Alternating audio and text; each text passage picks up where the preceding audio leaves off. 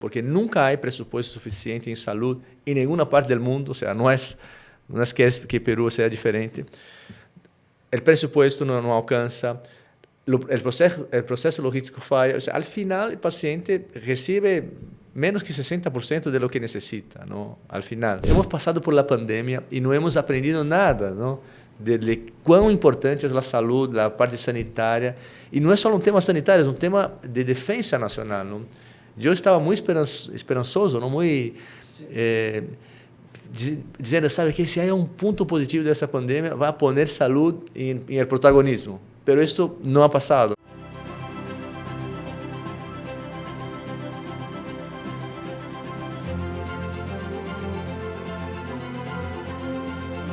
El Perú ha superado innumerables desafíos a lo largo de su historia.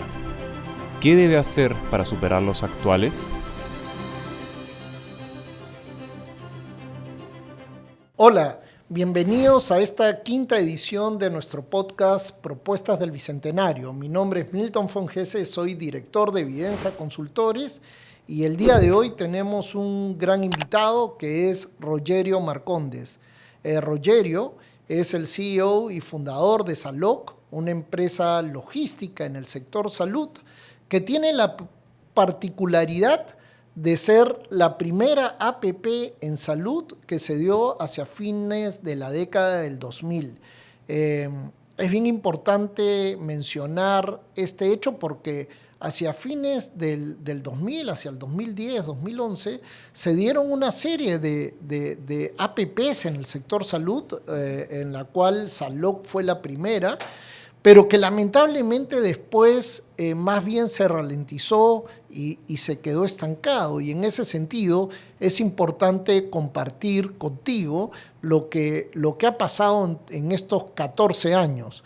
Y por eso me gustaría empezar preguntándote cómo se dio esa coyuntura, cómo el Estado decide convocar al sector privado para que lo ayude en el manejo de la cadena logística de medicamentos y cuéntanos en qué consiste la concesión. Primero, ¿cómo se llegó a ese contexto? Y segundo, ¿en qué consiste la experiencia de Saloc?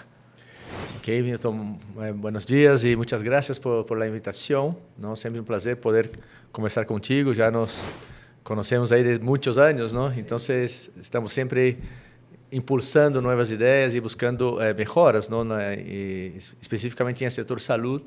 Entonces, me da mucho gusto estar acá y poder intercambiar ideas. Efectivamente, no hace mucho, dos finales, 2008, 2009, ¿no? El seguro social es salud, o sea, era un periodo que Perú estaba bastante vigente, ¿no? en promoción de APPs. Había una proinversión muy fuerte, muy reconocida, además, internacionalmente, por alavancar proyectos. El pionerismo de proinversión era muy notorio, internacional, ¿no? Es ahí que nos enteramos, ¿no? Que salud estaba buscando hacer proyectos de APPs. Havia um interesse em hospitais, não, por brecha de camas e infraestrutura. Havia também uma torre que está aí, que é a Torre Treca, e estava um tema logístico, não, porque em esse entonces a saúde não tinha um armazém. As medicinas e os insumos médicos todos se armazenavam em sótanos em saúde, não? E era um problema sério, não, sanitário, porque não se cumpria com as boas práticas. Não se havia um sistema, não se havia processos, não havia personal capacitado. Eram estacionamentos, ¿no? Que estavam aí armazenadas as medicinas e com o risco de poder haver uma tragédia, ¿no? Porque não havia sistemas contra incêndio, nada, ¿no? Então, de verdade, era como uma bomba de tempo, ¿no? Que estava aí, ¿no? E por isso a saúde decide tomar esse protagonismo, decide fazer uma promoção também de uma app de logística, ¿no? Porque mayormente las APPs, o sea, la historia de Latinoamérica en APPs en ese entonces era muy reciente, ¿no? Había una experiencia en México con hospitales de bata gris y había una experiencia en Brasil con hospitales de bata blanca, ¿no? Entonces, por ahí no había muchas, ¿no? Entonces, fue un momento importante que particularmente nuestro grupo no había participado todavía de APPs. Yo venía de un sector privado, ¿no? pero ha sido un desafío bastante importante. No fue fácil, ¿no? Porque la gente decía a un inicio que era un tema de privatización de la salud, ¿no? Entonces no entendían como un aporte del Estado, no entendían la figura de una APP y finalmente hemos tenido que afrontar muchas dificultades por incomprensión, ¿no? La gente no conocía muy bien los mecanismos, ¿no? Y está muy satanizada la palabra privatización. Cualquier participación del sector privado en la provisión de algún servicio, sale esta crítica más ideologizada y parece que en el inconsciente popular ya privatización es mala palabra. Sí. ¿Ah? Pero bueno, eso es simplemente la anécdota. No, es verdad. O sea, nosotros hemos sufrido en carne propia, ¿no? Porque los sindicatos tenían una mirada bastante sesgada, no nos daban pase a entrar a asumir la operación. Hemos sido incluso expulsos literalmente una vez de un hospital, pero eso todo, o sea, o sea, todo eso y el tiempo, ¿no? Como dicen, el tiempo es el señor de la razón, ¿no? O sea, el tiempo pudo demostrar que todo lo contrario, o sea, o sea, la gente tenía mucho temor por sus empleos, ¿no? Y en realidad, al contrario, nosotros hemos capacitado a la gente, hemos hecho convenios con universidades, hemos brindado muchas horas de capacitación y hemos dado mayor capacidad a esas personas, mayor empleabilidad, ¿no? O sea, las personas tienen hoy día mucho más acceso a información, sistemas, procesos, y hemos creado un estándar nuevo para las personas que trabajan en la cadena logística de salud, ¿no? Claro, y Rogerio, para nuestros oyentes, ¿en qué consistía la concesión específicamente? ¿Qué partes tenía la concesión? ¿De qué se encargaba Saloc? ¿De qué se encarga Saloc, mejor dicho? Sí, nosotros, o sea, la idea fundamental era falta infraestructura, faltan sistemas de control, faltan procesos, ¿no? Y había mucho déficit de personal, ¿no? Entonces nosotros entramos ahí, ¿no? Con un proceso de construcción de una nueva nave, un nuevo centro de distribución, ¿no? El Salud tenía terrenos ahí, ¿no? En Callao. Entonces nos disponibilizó un terreno y hemos construido ahí una infraestructura de punta, ¿no? Una infraestructura moderna. Por muchos años, ¿no? Ha sido la única infraestructura pública con cumplimiento de buenas prácticas y todos los estándares, ¿no? Incluso sistemas antisísmicos, ¿no? A nivel de hospitales, ¿no? Es una nave logística, pero tiene los estándares de un hospital. Entonces había un sistema que controla toda la cadena logística y también personal, ¿no? O sea, nosotros interactuamos con el Salud, ¿no? El Salud tiene su propio personal de farmacias, de sus almacenes, y nosotros tenemos la logística central, pero también tenemos personal en campo que va, que revisa, que senta con los químicos farmacéuticos, que determina las políticas de reposición. Entonces, el principal, el core sería esto, ¿no? Pero yo siempre digo que eso es la punta del iceberg, ¿no? O sea, las infraestructuras y todo eso que comenté, porque al final es un sistema bastante complejo, ¿no? No se trata simplemente de una bodega y un sistema de warehouse que controla las existencias, ¿no? Antes de llegar a esto, hay todo un sistema de conexión con los sistemas existentes en salud, el sistema de historias clínicas, el sistema de warehouse de salud, el sistema financiero de salud. Ellos manejan un sistema legado, un SAP.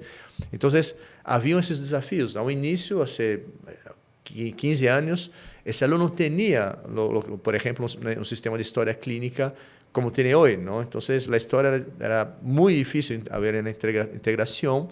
Entonces, pero con eso hemos podido avanzar y a la larga del camino, ¿no? Una vez que teníamos ya los sistemas, teníamos ya los procesos, teníamos ya la infraestructura, nos hemos dado cuenta la verdadera vocación del proyecto, que es alcanzar la medicina a los asegurados, ¿no? Porque esa era evidente que esa era la necesidad, pero no teníamos tanto contacto con los pacientes, ¿no? Y resulta que recientemente hemos, ¿no?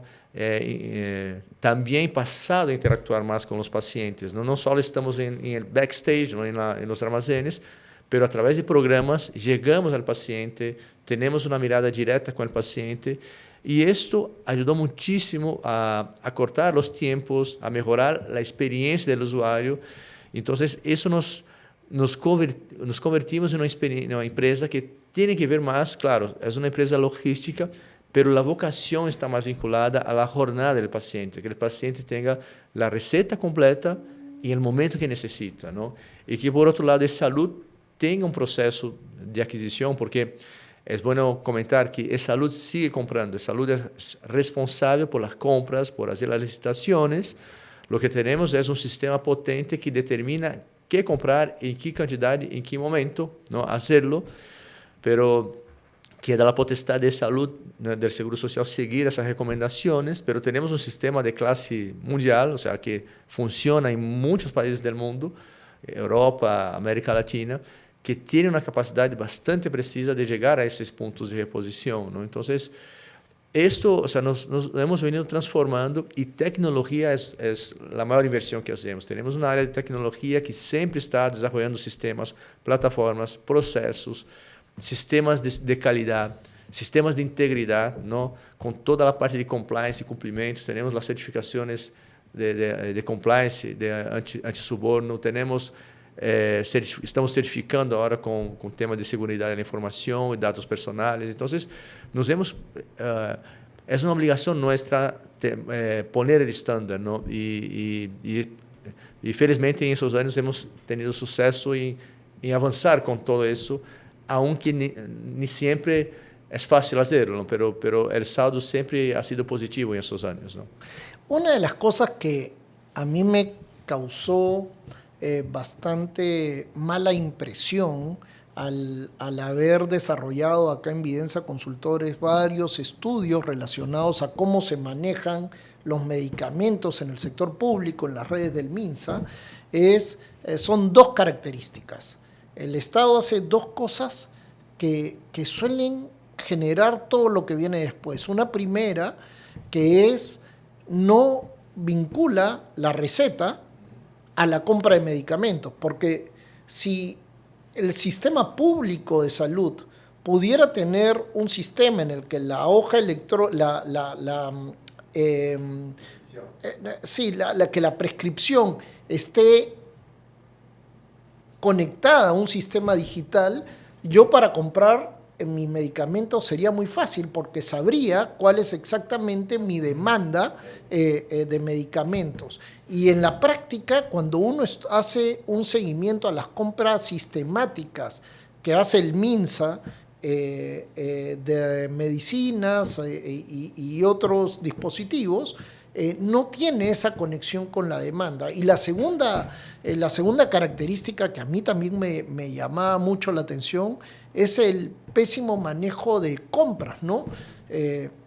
Una vez al año hacen una compra muy grande que te lleva a dimensionar unos almacenes muy grandes porque tienes un sobrestock con los costos financieros que eso significa, pero además la compra suele ser también, fuera de esa compra, todo es por microcompras que hace que los costos sean muy altos.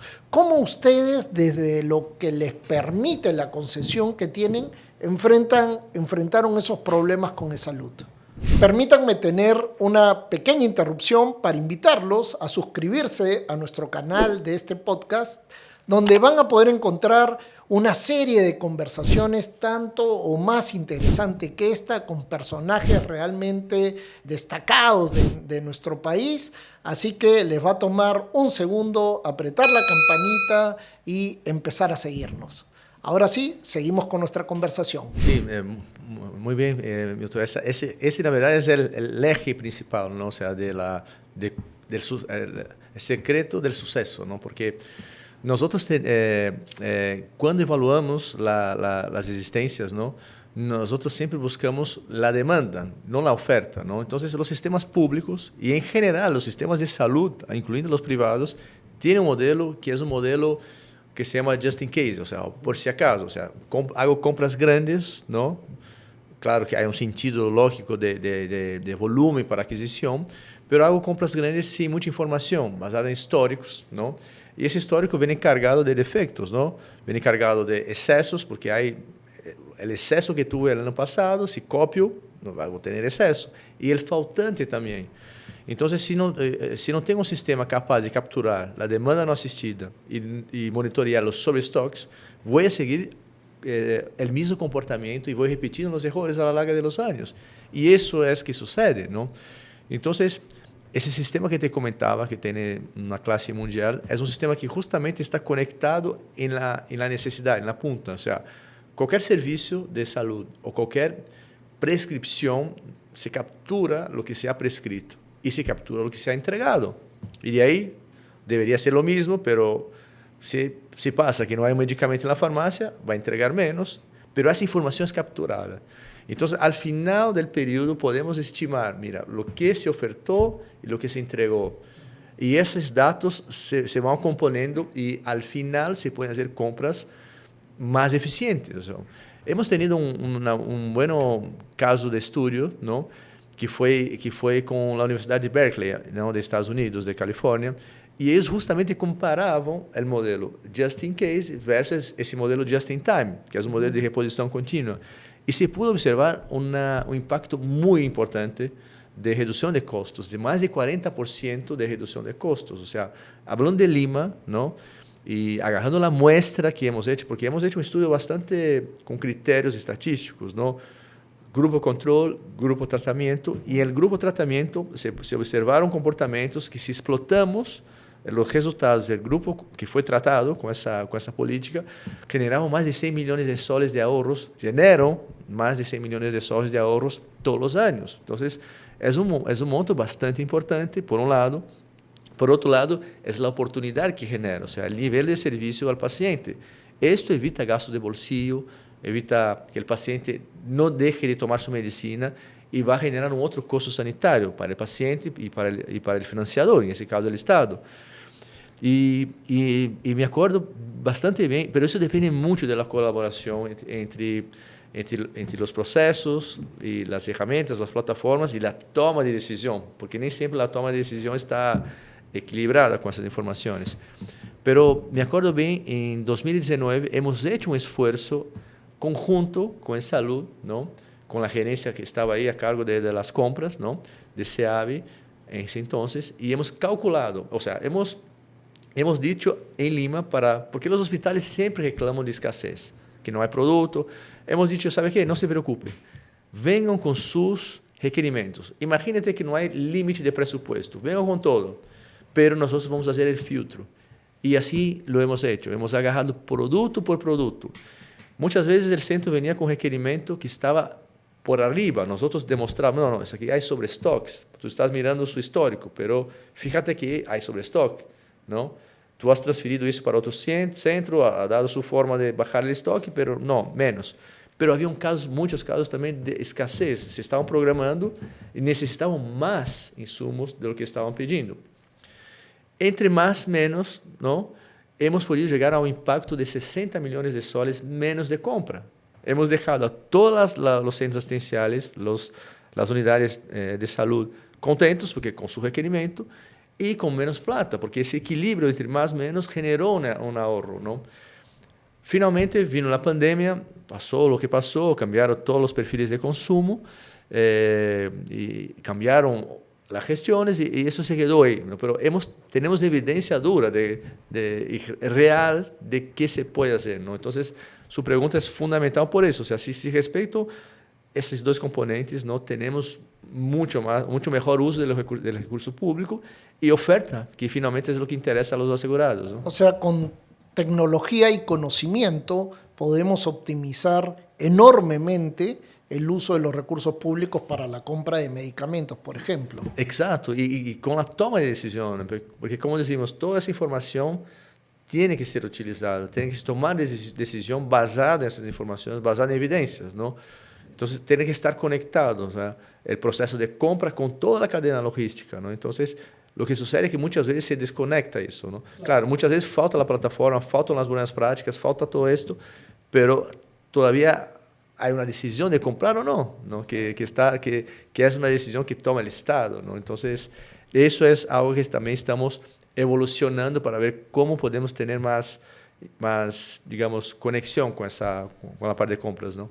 Ahora, una de las características de la toma de decisiones del sector público es la falta de evidencia que respalde muchas iniciativas públicas, sobre todo las del Congreso de la República. Recientemente fuimos muy innovadores en que el Congreso de la República promulgó una ley que además pomposamente la llama como acceso universal a medicinas, en donde obliga a las farmacias del sector privado a tener un stock de 30% de medicamentos genéricos siempre permanente a disposición de los usuarios. Cero evidencia, cero respaldo de estadística, simplemente trasladar el problema de ineficiencia, sobre todo en la red MINSA, a el sector privado, en la farmacia, sobre todo las pequeñas, porque las grandes manejan stocks más centralizados, se manejan más ágilmente, pero las pequeñas, si tengo que tener un 30% de mi stock en algo que tiene poca demanda, probablemente voy a tener que compensar los costos de algún lado o si no voy a quebrar. Pero lo que yo recuerdo de ustedes es que también en el marco de la concesión han tenido o tienen, mejor dicho, una iniciativa que se llama Farmacia Vecina. Y esa farmacia vecina apunta, y además con evidencia internacional, al sentido correcto donde debería estar la solución para el abastecimiento de medicinas. ¿Por qué no nos cuentas en qué consiste Farmacia Vecina y qué es lo que ha logrado en estos años de funcionamiento? Sí, essa questão de acesso a medicamentos, não? Eu sempre comento que a privatização, estávamos falando de privatização ao início, a palavra, não? A privatização é quando um paciente, em sentido malo da palavra, que muitas vezes interpretado, em meu ponto de vista, é quando o paciente tem que pagar de seu bolsillo. Isso sim é privatização, quando o Estado falha e o cidadão tem que fazer cargo de um custo que está assegurado, não? Então, em teoria, 99%, 97% da população está assegurada.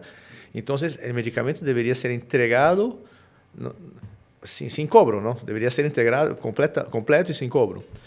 Pero salen essas iniciativas e isso sucede com todo, não? É a medicina que falta, é o tomógrafo que se rompe. O sea, hay una microprivatización en el sistema de salud muy presente. Eso se demuestra con el gasto de bolsillo. O sea, el gasto de bolsillo solo aumenta, ¿no? Entonces, eso es, digamos, la privatización efectiva, ¿no? O sea, que la gente paga. Entonces, ¿cuál es el tema? Como decía al inicio, nosotros tenemos que acortar un poco los eslabones de la cadena, porque hay una necesidad, ¿no? Un presupuesto que no alcanza, porque nunca hay presupuesto suficiente en salud en ninguna parte del mundo. O sea, no es que Perú sea diferente. El presupuesto no alcanza, el proceso logístico falla. O sea, al final el paciente recibe menos que 60% de lo que necesita, ¿no? Al final. Entonces, Farmacia Vecina es un programa que hace eso, es directamente, o sea, es directo de nuestro centro de distribución hacia el paciente. O sea, elimina completamente los traslados, los costos transnacionales de mandar a una farmacia del hospital, salir del almacén, ir al almacén del hospital, distribuir a la farmacia, ir a la otra farmacia, ir al paciente. O sea, solo acortando eso, los gastos transnacionales son mucho menores.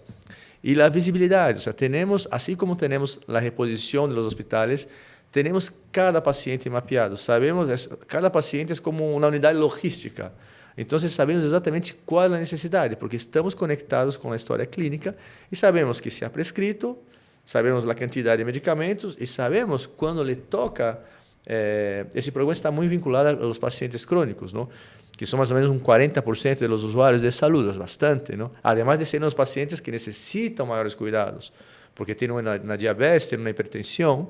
Entonces son los pacientes que ya el Estado ha invertido, hay un diagnóstico, está bien tratado. Entonces, cuidando de esos pacientes va a impactar mucho menos en la sinistralidad del seguro. Claro, ¿no? Esa es la práctica que hay en los países del norte desarrollados, ¿no? Un paciente del sistema de salud sabe que tiene que ir a una de estas cadenas de farmacias cerca a su casa y recibe su bolsita de medicinas y no tiene que ejecutar gasto de bolsillo para financiar sus medicinas. Esa debería ser la salida correcta, pero si estuviéramos todos alineados sobre la base de evidencia, y en el caso peruano incluso, lo que ustedes han hecho en un ámbito más restringido a Lima por razones de concesión, claramente aporta evidencia para seguir caminando en ese sentido.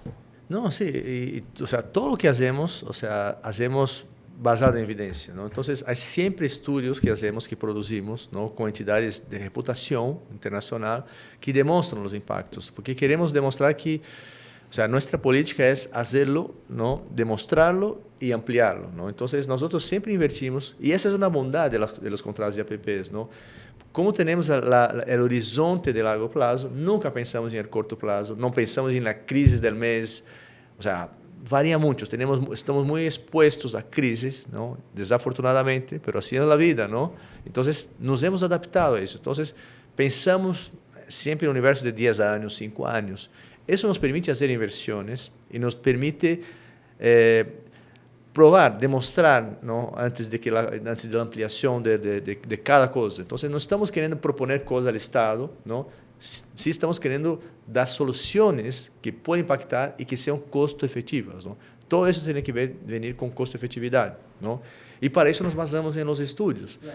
Solo, o sea, un número así, que estamos haciendo otros estudios, los pacientes que están en farmacia vecina tienen un potencial, porque una cosa es cuando el paciente va a la farmacia y monitoramos esto. ¿Cuántos pacientes consiguen ser atendidos por farmacia vecina integralmente? ¿Cuántos, por alguna falta de algún producto, no son atendidos, pero son atendidos por salud? ¿Y cuántos no son atendidos? ¿No? Ni por nosotros, ni por salud. O sea, y no son atendidos, posiblemente compran en una botica privada, ¿no? O no compran. Pero si vamos a calcular todo el potencial de ahorro, son 27 millones de soles que los pacientes dejan de gastar del bolsillo con el programa. Hay costos de transporte asociados, hay tiempo, hay un montón de impactos. Entonces, y es un tema curioso, porque tú mencionabas la experiencia internacional. Yo tengo una experiencia previa, yo tengo ese acento limeño, pero soy brasileño, ¿no? Y vivo acá, soy un inmigrante, vivo acá 15 años. Pero yo tuve la suerte de trabajar en ese programa en Brasil, que se llama Farmacia Popular, por ejemplo, que es un programa bastante exitoso, es un programa social, más que un programa sanitario.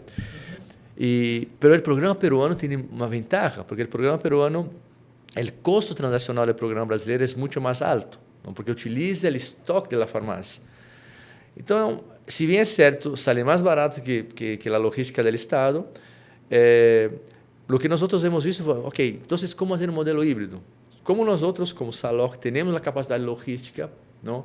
Tenemos la experiencia en esos programas con conexión con farmacias privadas, aprovechemos los dos mejores mundos, que cuáles son la capacidad que el Estado tiene de comprar, cuando compra bien, compra barato, compra en escala. O debería comprar barato. Debería, ¿no? Tiene todo para hacerlo. Sí. Y la capilaridad de las redes de farmacias. Entonces, hemos podido combinar las dos cosas y hemos tenido un modelo híbrido que no existe en ninguna otra parte del mundo. O sea, hemos agarrado la experiencia de Brasil, de España, de Estados Unidos, de Portugal, pero hemos hecho un modelo, o sea, a la realidad peruana y con bajos costos transnacionales. Entonces, es una ventaja económica, sanitaria, y se ha probado, se ha demostrado. O sea, tenemos hoy por hoy, o sea, 120,000 pacientes bajo esa modalidad. Deberían ser más. Estamos justo en un proceso de ampliación de ese programa. Está solo Lima, queremos, la propuesta es que vaya a provincias también. Entonces, pero todo esto es construirlo ladrillo a ladrillo, ¿no? Entonces, evidencia, costo, efectividad, inversión, todo eso es muy... que es otra ventaja de una APP. Los procesos de APPs pasan por mucha evaluación del Ministerio de Economía, Controladoría. Son procesos que no son tomados de decisión entre dos entidades. Muchas entidades interactúan. Entonces, es una otra bondad. Entonces, yo digo siempre que só hemos podido hacer esta llegada a implementar lo que implementamos porque es un contrato de APP. Otra modalidad contractual dificilmente podría haber produzido los resultados, ¿no? por esas razones que expliqué, ¿no? Rogerio, para mí es contundente lo que se ha obtenido porque lo hemos visto en cifras, lo hemos revisado las estadísticas y es contundente que en el caso de manejo de la cadena logística, la participación del sector privado en el sector salud tiene beneficios indiscutibles. Es evidente que la gente mejora ahí donde fue convocado el privado. Y cuando veo también la participación del sector privado en la provisión de servicios de salud más completos, el Barton, el Kelling, por el concesionario IBT, los niveles de satisfacción del usuario, de colas, de acceso a medicinas, de días de espera para la cita, nivel de éxito de la operación o de la intervención, etcétera, los indicadores son tremendamente contundentes en favor de una mayor participación del sector privado. Recién el año pasado, después de más de una década, el Estado vuelve a convocar al sector privado, pero ya más tímidamente, para un nuevo paquete de hospitales, pero más tímidamente y se quedan solamente en poco más de bata gris, casi bata verde. Pero tiene miedo de entrar hasta bata blanca a pesar de los buenos resultados de los hospitales concesionados y también de los buenos resultados que tuvo esta experiencia, lamentablemente que la echaron a perder hace poquito tiempo, la de las UAPs, que es participar a través de clínicas privadas en la prestación de servicios de salud a los asegurados de salud. A pesar de todos esos temas que son contundentes, ¿por qué las APPs en el Perú no se usan más en el sector salud? ¿Cuál es tu diagnóstico? Mira, efectivamente, Milton, es una pregunta que me la hago todos los días, ¿no? Porque, o sea, como explicaba antes, ¿no? O sea, el proceso hoy, o sea, la participación del privado muchas veces es una participación, digamos, de oportunidad, ¿no? Porque si tú sales de la emergencia de Rebagliati, por ejemplo, de cualquier hospital público, ¿qué vas a ver adelante del hospital? ¿No? Un montón de ofertas de servicios privados, ¿no? Farmacias, rayos X, todo. Entonces, ¿por qué están ahí? No es por acaso, ¿no? O sea, es como cuando el Estado falla, la persona cruza la calle y tiene la oferta, ¿no? Entonces, eso es la microprivatización, digamos, ¿no? Porque tú estás derivando eso, claro, políticamente no asume nada, es un problema, ok, nadie puede impedir que existan establecimientos de salud alrededor de los hospitales, no hay problema, todo está en su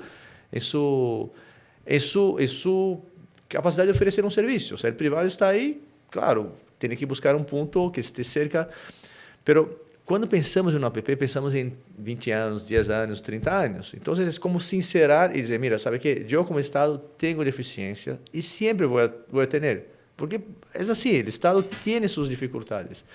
Então, quando sincero isso, digo, passo a trabalhar programadamente, ou seja, tenho uma infraestrutura privada que está perene, que tem indicadores bastante duros de cumprimento, estándares, fianças, sistemas de continuidade de negócio. O sea, é algo bastante complexo, é algo bastante retador e aí é importantíssimo o tipo de privado que entra nesse negócio, não? Porque há que ter credenciais para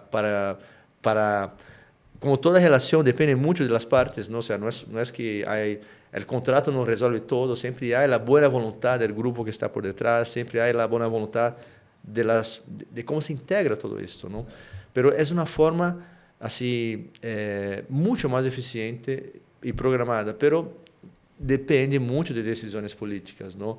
Y hay mucha gente todavía, principalmente en sectores sensibles como infraestructura social, que la gente tiene un poco de temor, ¿no? a afrontar esto, ¿no? Pero eso debería ser sincerado, porque Perú ha sido protagonista, tiene experiencias, tiene indicadores. O sea, yo creo que el camino está por ahí.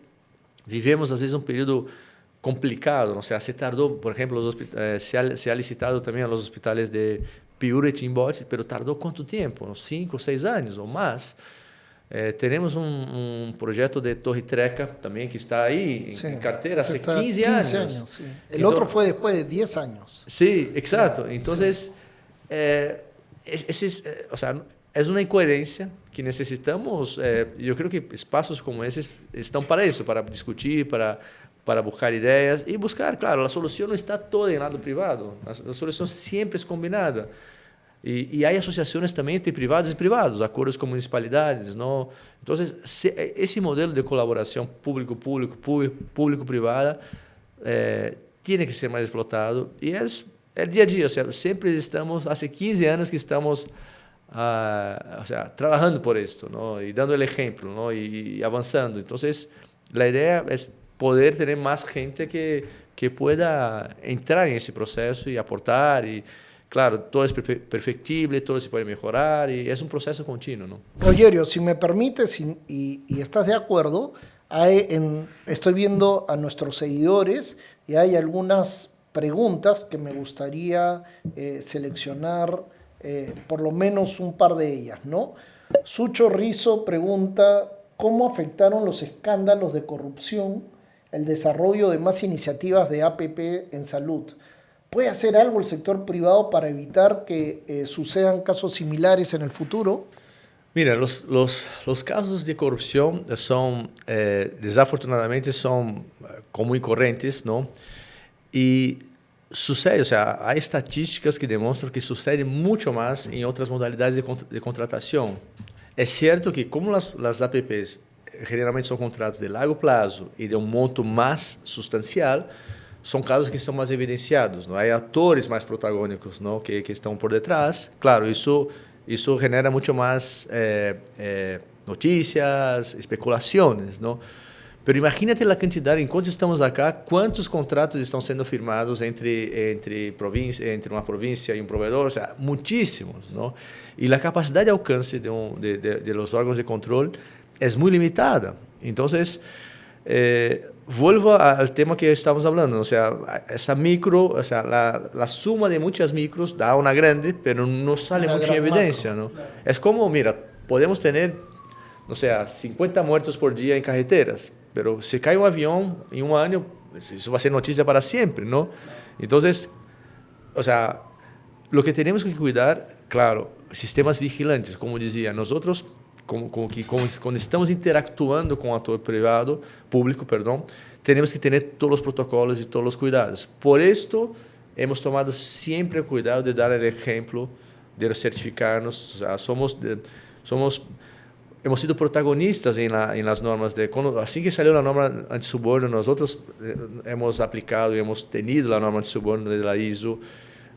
Somos empresarios por integridad, participamos, somos, o sea, toda y cualquier forma somos muy bien asesorados por firmas internacionales, tenemos sistemas de canales de denuncia, o sea, cuando tú estás en el sector público hay que tomar precauciones adicionales, ¿no? Entonces, esa es la contribución privada, o sea, dar el ejemplo y estamos haciendo benchmarking con salud, estamos conectados con el área de transparencia y cumplimiento de salud y compartiendo buenas prácticas, ¿no? Entonces, ese es el ejemplo que el privado puede promover e impulsar, ¿no? Ángel Suárez nos pregunta qué desafíos enfrenta este modelo para que pueda ser replicada en regiones y no solo en Lima, porque habrá que aclarar a nuestros seguidores que esta concesión está restringida a Lima.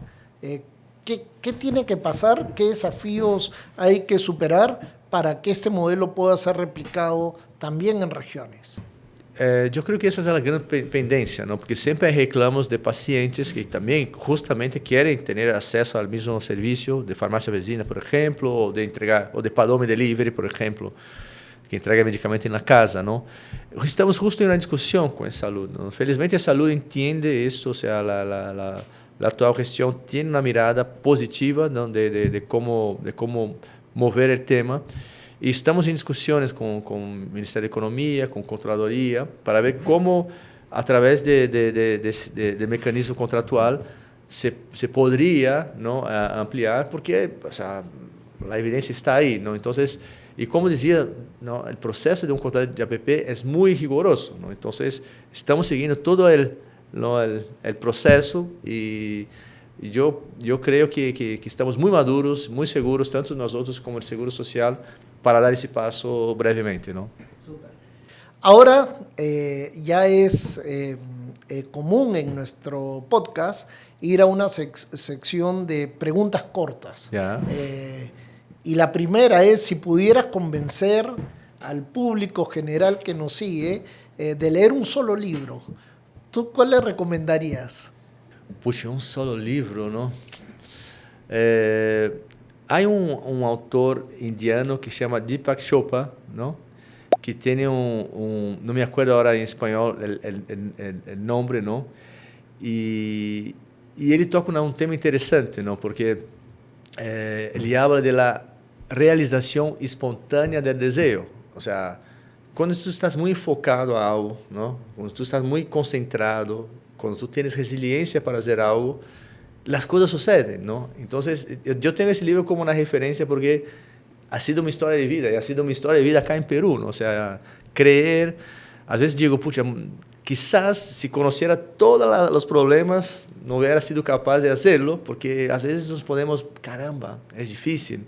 Pero cuando yo leí ese libro hace muchos años, y eso me ha dado mucha fuerza, y siempre me acuerdo, o sea, la realización espontánea de deseo, o sea, como no es solo pensar en positivo, ¿no? Tú tienes que trabajar. Hay que ¿no? trabajar, claro. Y como digo siempre, ¿no? Es 5% de inspiración y 95% de transpiración. Entonces, ese libro creo que es una referencia. Y si pudieras cambiar una ley, ¿cuál cambiarías? Pucha, una ley. Bueno, yo creo que una ley o sea, hay una ley de aseguramiento, más que cambiar una ley, me gustaría que la ley de aseguramiento universal fuera una realidad, ¿no? Claro. Entonces, muchas veces queremos nuevas leyes, pero yo creo que esa ley, o sea, cómo tornar efectiva la ley de atendimiento universal y acceso a medicamentos, a salud como un todo, porque la salud, hemos pasado por la pandemia y no hemos aprendido nada, ¿no? De cuán importante es la salud, la parte sanitaria. Y no es solo un tema sanitario, es un tema de defensa nacional, ¿no? Yo estaba muy esperanzoso, ¿no? Muy diciendo, ¿sabe qué? Si hay un punto positivo de esta pandemia, va a poner salud en el protagonismo. Pero esto no ha pasado, ¿no? Entonces, yo creo que va por ahí. Y si bien tú eres brasilero, pero ya vives 15 años con nosotros, ¿qué percibes? Nosotros somos muy dados a poner monumentos y a ponerle nombres de gente famosa en las calles, pero ¿tú consideras que hay algún peruano que hayas conocido en estos años de vivir con nosotros, a quien a quien no se le ha rendido el homenaje debido todavía? ¿Identificas algún peruano que merecería estar ahí en un homenaje, por ejemplo, en un monumento? Ay, me agarraste. Yo conocí personas espectaculares, ¿no? Aquí en el país. Yo viví el ápice de mi vida profesional fue acá, todas las experiencias y así más impactantes fueron acá, y conocí mucha gente que tengo, mis mejores amigos están acá ahora, ¿no? He construido una cadena de amistades bastante importante acá. Pucha, ¿quién podría ser, no? El asegurado. Sí, o sea, nosotros tenemos esa fijación, ¿no? Por el asegurado, ¿no? O sea, yo siempre pienso en esto, ¿no? Y yo también siempre me acuerdo también los coreanos del sur, ¿no? Ellos, si bien es cierto, respetan bastante el pasado, pero ellos ponen sus billetes, ¿no? Ellos no ponen ellos ponen una escuela, una mirada de futuro también, ¿no? O sea, ¿qué queremos como país, ¿no? Entonces, no sé, hay tantas personas que hacen el día a día, que quieren hacer las cosas mejores, ¿no? Pero mira, lo que acabas de decir es súper interesante, porque en vez de estar pensando en el pasado, ¿por qué no empezamos a pensar en el futuro común, ¿no? Porque cuando miras hacia atrás, aparece la discrepancia, cuando miras hacia adelante probablemente haya más coincidencias que discrepancias, ¿no? Exacto. Lo que digo siempre, el pasado es un ótimo guía, ¿no? Un guión, pero es un pésimo compañero. O sea, tú tienes que mirar al espejo y decir, pucha, ¿sabes qué? Eso me ha servido, pero no puede ser su compañero. Si tú estás con el pasado a su ladito ahí, el pasado tiene que estar atrás, no a su lado, sino a eso, porque hay mucho resentimiento generado, hay mucha carga negativa. Y los asiáticos tienen esa característica, los surcoreanos, ¿no? Que tienen ese ejemplo. Otro día estaba leyendo sobre eso, o sea, si tú ves sus billetes, no tiene ningún héroe. Todo está, es el colegio, es una educación, es algo, es un mensaje que quieren demostrar de que tenemos una historia que nos trajo, pero tenemos un futuro que nos une, que nos hace próspero, ¿no? De acuerdo. Rogerio, llegamos al final. Te agradezco muchísimo haber tenido esta conversación, una conversación informal, relajada, siempre tratando de buscar lo mejor para el Perú y para ese futuro del que acabamos de hablar. Y te doy la palabra para tu reflexión final. ¿Qué te gustaría decirle a nuestros seguidores?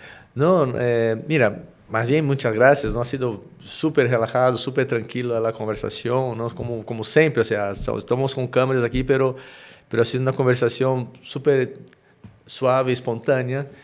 Yo creo que es eso, o sea, los ejemplos que tenemos, ¿no? O sea, de estar en ese mundo, he buscado contar un poco de las anécdotas, ¿no? Del proceso, de cómo se lleva esto a cabo, ¿no? Y que cada uno se dedique, se enfoque a lo que...